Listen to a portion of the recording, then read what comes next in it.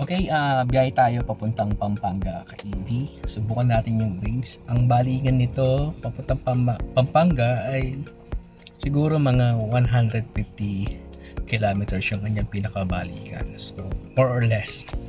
Okay, sa ngayon, 86% of battery. And meron tayong Odo na 6,206 kilometers.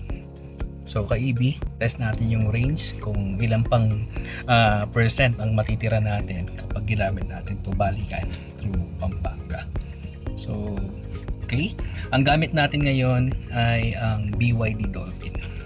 Kung interesado ka Kaibi sa mga ganitong klaseng content about electric vehicle, please subscribe sa ating YouTube channel and other social media account. Meron tayo sa Facebook, TikTok at Instagram. Scroll mo na rin ang bawat video section at i-like ang video na ito bilang suporta at tulong sa ating channel. Let's go!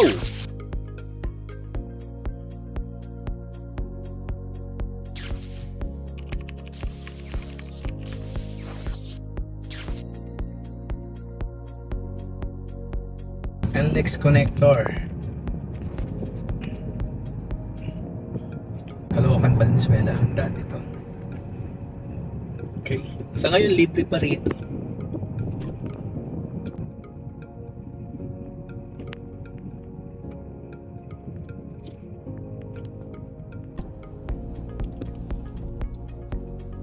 Ito, dito pa rin tayo sa NLEX connector.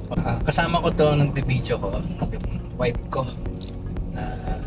And may susunduin kami kayo sa Pampanga, kaya ay sinama ko siya.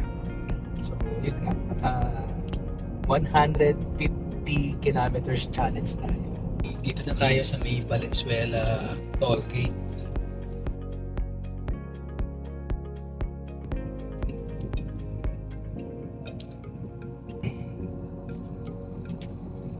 Ayun, BYD van.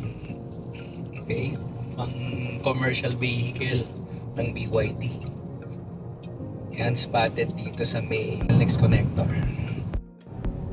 Dito na tayo sa NLEX Kaibi, going to Pampanga. Ang exit natin is Pulilan exit. Alright, kape muna tayo dito sa NLEX para at least hindi tayo antukin. So, check natin ang kape dito. Okay, ito na yung kape ko. And kape tayo. Sige, update ko kayo kung nasa Pampanga na ako. Okay, bye. Philippine Arena.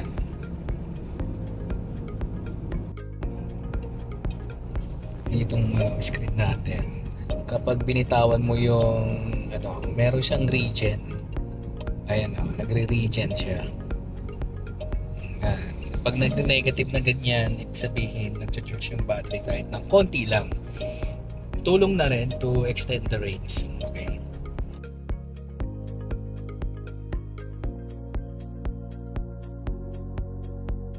Ayan, papasok na tayo ng Pampanga dito sa MacArthur Highway. Okay. Ito yung national road ng Bulacan, Pampanga. I think mga nasa 20 kilometers na lang, nasa na tayo, nasa bahay na. Nandito na tayo sa Macabebe, Pampanga.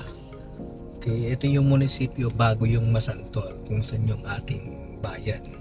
So mukhang magpipiesta rito ang daming mga banderitas. So ang gandang tingnan. Ito po yung ating bayan or Balen sa Kapampangan. At bago tayo dumiretso dun sa municipality ng Masantol, ay dalaw muna ako sa father ko. Dalawin muna natin siya sa kanyang puntod dito sa Lakeview. Okay. Lakeview. What? Nakasara na yata. Sa loob na tayo ng Lakeview.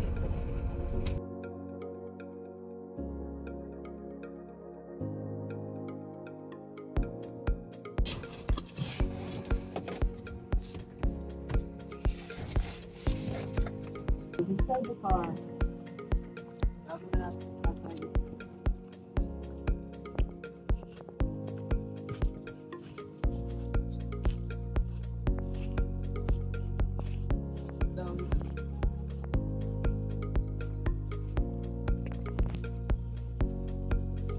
Solar pinakalbo ko nung nakaraan para medyo makapal na eh. Pinakalbo ko na siya.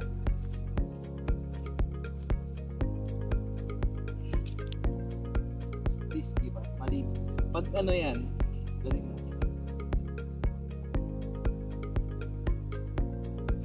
Okay. Mainit lang kasi ano ba, 10 o'clock na ngayon. Kaya medyo mainit na. So, tama na sa vlog. Takot sa araw eh. No? Ayan. From here ay meron pa tayong 2 to 3 kilometers na pwede tatakbuhin pa hanggang dun sa bahay namin, dun sa barangay namin.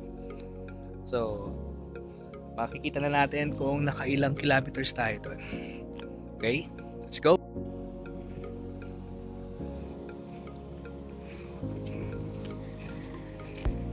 Yung pinaka-plaza o center ng Santol.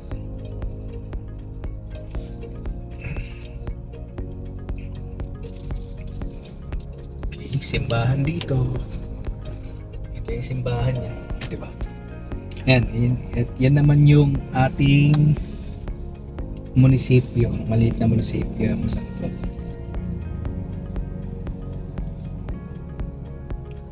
Sa mga gusto na mga fresh alimango at sugpo, mga banami, dito marami. Mga tilapia, bangus. At yun yung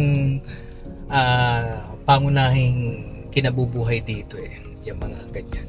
So na-try na rin nating mag-fish pan dati. Yun. Kaya masarap yung mga alimango dito.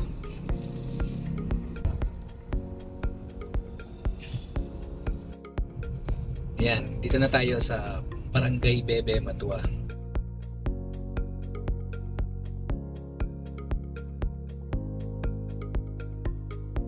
Yung pinaka-barangay namin. Malapit na tayo sa bahay. Nandito na tayo sa bahay. Ayan. Medyo may pinapagawa pa ngayon dito eh. Pinapagawa pa. So, ayan. Andito na tayo. Pag-usapan natin nakailang kilometro ba tayo dito sa ating yung naka-consume natin na ilang percent ba. Okay? Then, ayan. As you can see, 67%. I think kanina is 86% tayo kanina nung bago tayo umalis sa Maynila kay Ibi yung na-consume natin ang alam ko is 6,206 kilometers. So 6,281 minus yung kanina 6,206. So ayun nga, naka 75 kilometers tayo na tinakbo in 10% ng ating baterya. Kasi 87 yan kanina eh. Pero ngayon is 67 na lang. So yan ang ating na-consume papunta pa lang dito sa Pampanga. So may mga nadaanan na rin naman tayong traffic kanina. Pero hindi naman siya yung very hard traffic na yung may mga ginagawang daan. Okay naman ang ating konsumo, 75 kilometers para sa 19% of battery. So baba tayo mamaya at pag-usapan natin. Paatras ko lang muna yung sasakyan doon. Actually, nadaanan na natin to kanina, itong bahay namin. Hinatid ko lang kasi si Mrs. dun sa nanay niya. So bibisitahin niya rin kasi. At nandun din yung bata para yun, balik namin sa Maynila. So yun nga, ang Toka EV ay sobrang tipid na rin. Mamaya i-compute natin kung ilan ang total natin mako-consume na mileage, 'di ba? Tama naman yung banggit ko kanina, nasa 75 kilometers talaga from Sampaloc hanggang dito mismo sa amin. Okay? So, nag-add lang siguro dahil hinatid ko sa kabilang barangay si Mrs. Kaya nag-add ng at least 2 kilometers. Nakarating na tayo sa bahay. Ang BYD Dolphin nakarating. Yung brother ko na macho. Okay. Dami mo na solar dito bro. So yun ang BYD. So ayos yung bahay. Renovate.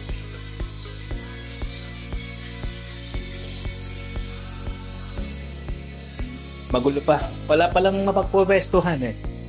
Magulo pa. Kaibi, ito. Pasyal-pasyal muna tayo sa mga pinsan natin dito. Ito yung mga pinsan ko. Tapos, ang kagandahan dito, merong okoy. Ang sarap nito.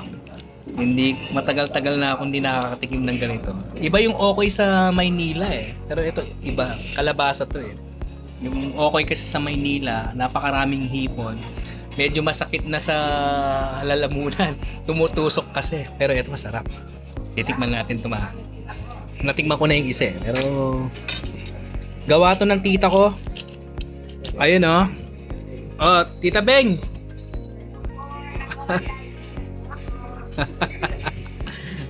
Ano? Oh, kainin natin kainin natin.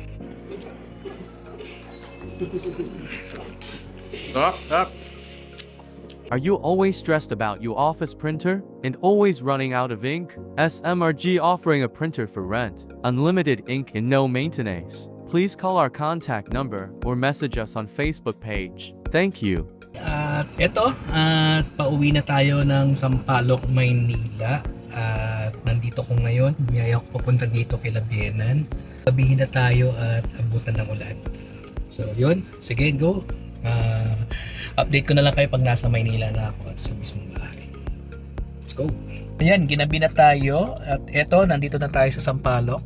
At okay, pag-usapan natin yung kanyang odo. Ang odo dito is 6,355. So kung mapapansin nyo ka-EB, kanina ay naka 6,206 yung ating odometer bago tayo mag-start umuwi ng Pampanga. Balikan niya, nakakuha tayo ng 149 kilometers at kanyang battery percentage ngayon is 45%. So kung i-minus natin sa 86% nung kanina nag-start tayo, ay nakakuha tayo ng 41% ng baterya. Syempre sa mga ka-EV natin dyan, yan, nakapag-try tayo ng long distance kahit papano na 149 km. Ayan ka-EV, pinakarwas muna natin tong Dolphin. So galing Pampanga para naman at least kahit paano pambawi kay Dolphin.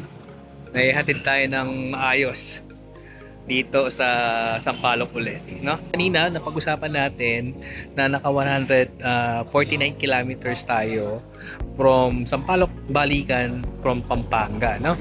At kung sabihin natin, let's say 2 pesos ang ating per kilometer, ay kung ita-times 2 mo lang naman yun is 300 pesos lang yung ating konsumo ng kuryente, di ba? So napakatipid na. Sa iba nga is 1.50 lang no, na per kilometer. Yung mga mini EV is 1 peso per kilometer. To ano lang, for computation lang ng ating ginamit ay nasa 300 pesos lang balikan from Pampanga. So napakababa na, 'di ba? Para sa pag-uwi mo ng Pampanga, pag nagpapagas ako, pag balikan ako doon, gamit ko yung Veloz, ay yun, minsan mabot ako ng 800. Kung minsan ang kadalasan ng 1,000 na pinapagas ko sabihin na let's say 800 na yung naubos ko. Ayan. ganun katipid ang mga EV. Ayun nga ka-EV, kung gusto nyo naman ganitong klaseng content, please subscribe sa ating channel at marami pa tayong mga i-review at ite-test drive na mga electric vehicle na tulad nitong BYD Dolphin. Let's go!